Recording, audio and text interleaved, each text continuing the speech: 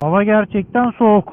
Şunları birazcık da şöyle kapasam iyi olacak. Dördüncü vitesimizi aldık. Motor şu an 732 kilometrede. Büyük ihtimal denize giderim.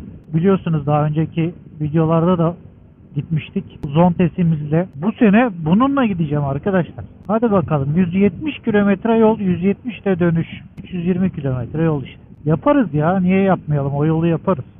Şöyle bir köprü üzerine çıkalım bakalım. Çekelim. Oh, güzel yapmışlar. Çok iyi.